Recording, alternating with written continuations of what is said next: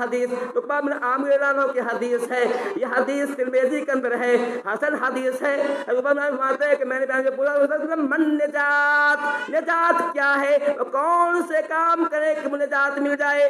عقبہ بن عامر صحابہ کرام کا یہ معاملہ تھا، وہ چاہتے تھے کہ نبی سے ایسی بات پوچھیں جس کے کرنے پر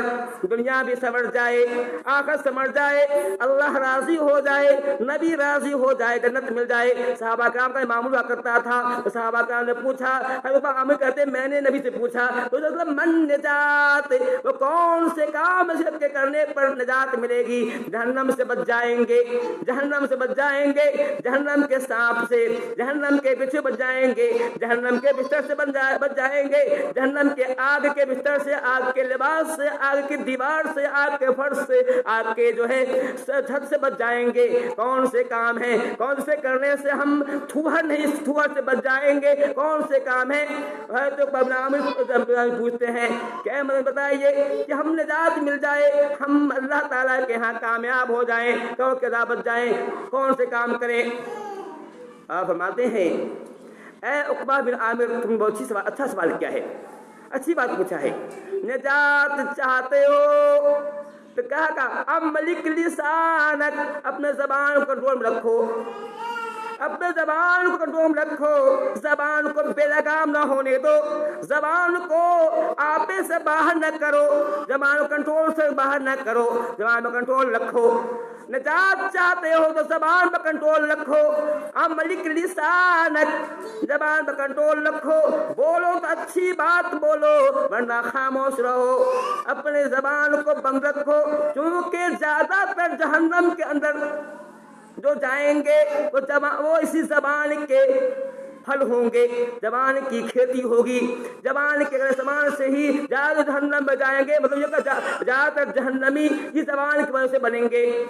نیک عمل تو کیا ہوگا، نمازیں پڑھی ہوں گی، روزے رکھے ہوں گے، زکات دیے ہوں گے، یہ زبان صحیح نہیں ہوگی، جس کو چاہا ہوگا گالی دے دیا، اس کو چاہا ہوگا ڈانٹ پڑ دیا، اس کو چاہا ہوگا کہہ دیا ہوگا، زبان پر کنٹرول نہیں رہا ہوگا تو اللہ نے فرماتے ہیں کہ زیادہ تر جہنمی یہ زبان کے پھل ہوں گے، زبان کے کرتوت ہوں گے، زبان کا نتیجہ ہوگا، زبان کی کھیتی ہوگی، زیادہ لوگ اسی جہنمی ہوں گے۔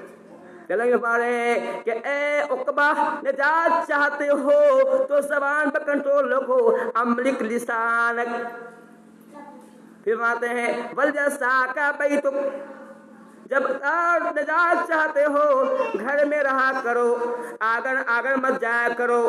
دروازے مت جایا کرو، چوک رہے تو کم جایا کرو، ضرورت ہے تو جاؤ فوراً آ جاؤ، چوک سے آ جاؤ، چوک پہ ہوٹلوں میں مت بیٹھا کرو گے، جب ہوٹلوں میں بیٹھو گے تو بہت لوگ جمع ہو جائیں گے، وہاں نہ کیسی کیسی باتیں ہوں گی، تم وہاں اس کو سنو گے اور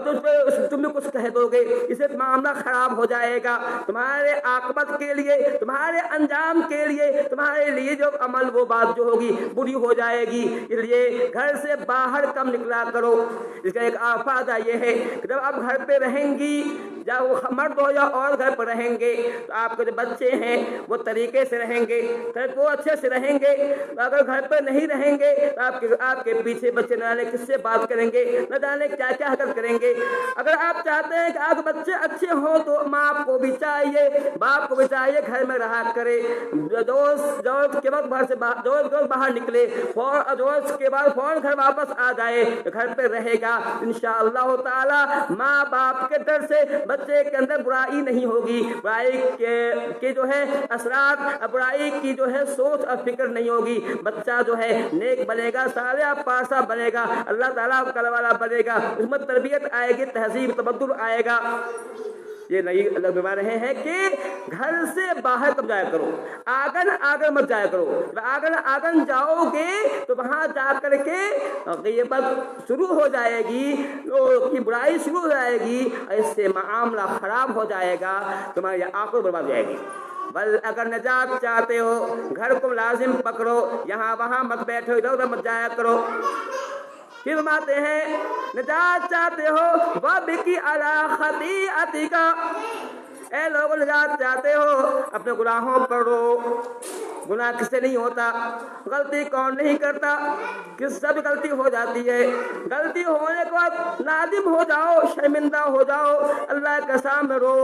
کہ اے اللہ تعالیٰ غلطی میں مجھ سے غلطی ہو گئی ہے,